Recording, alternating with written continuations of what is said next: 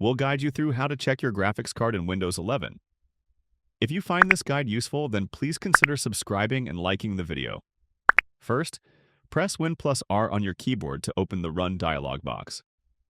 Type dxdiag and press Enter. This will open the DirectX diagnostic tool.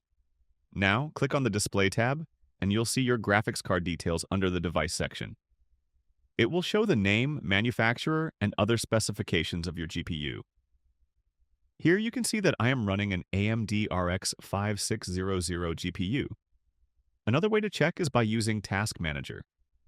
Right-click on the taskbar and select Task Manager. In the Performance tab, scroll down and click on GPU. Here you'll see real-time usage stats and details of your graphics card. You can also check through Device Manager.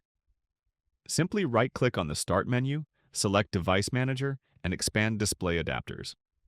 This will list all the graphics cards installed on your system.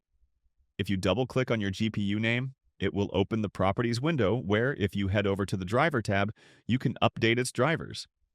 That's it! You've successfully checked your graphics card in Windows 11. If you found this helpful, don't forget to like this video and subscribe for more quick and useful tips. Thanks for watching.